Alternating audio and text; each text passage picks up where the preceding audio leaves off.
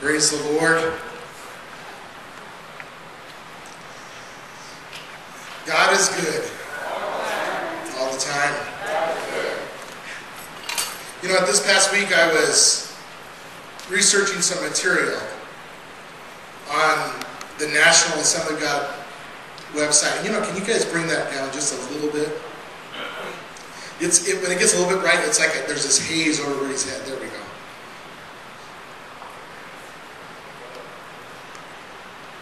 And as I was looking at the Assembly of God website, I actually had an encounter. I was reminded of an encounter, and the Lord took me back, all the way back to 1991.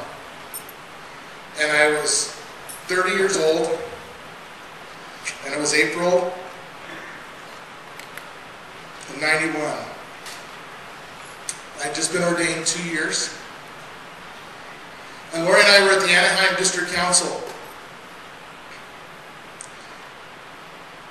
And it was the middle of the night, and I was awake, and I found myself on the other side of the hotel room, just praying and crying before the Lord.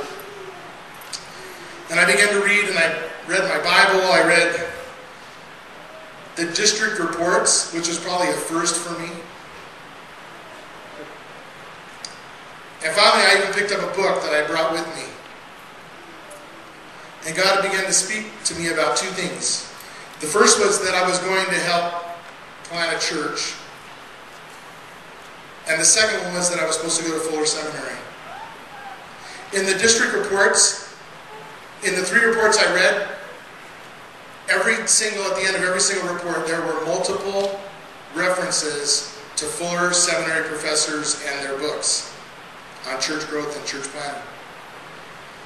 And I just knew that God was directing me. Then I picked up the book that I was going to read, and I started reading the first chapter, and then I flipped it over, set it down, looked on the back, and it talked about the author who was a Fuller professor and taught church growth.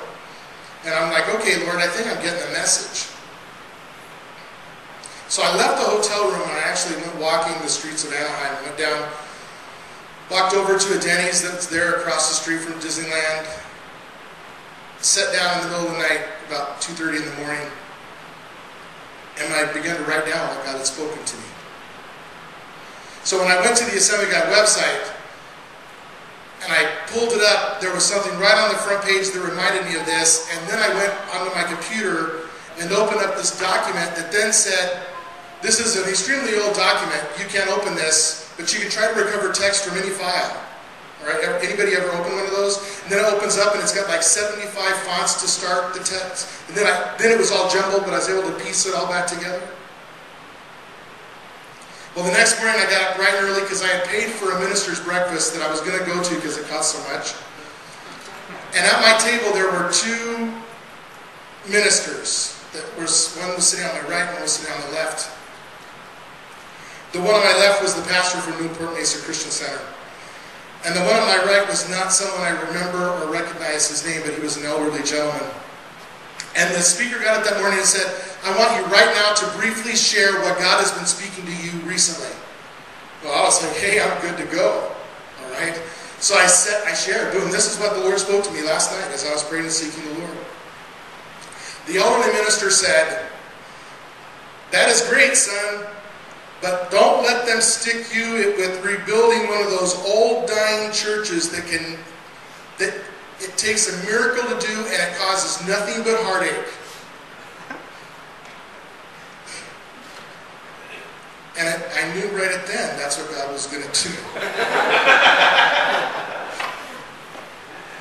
And what brought this vividly back to my mind this week when I went to the ag.org was that they were announcing that the pastor that I had talked with from Newport Mesa Christian Center was just appointed this week as the new General Secretary of the Assemblies of God. His name is Jim Bradford. And I saw him there, and all of a sudden, it was like, you know how it goes, all of a sudden the memories just rushed back, and the Lord reminded me. I want to share with you just briefly where we've been. And we did that a lot with the pictures. We're going to see another video in just a little while that demonstrates where we've been the last 7 years.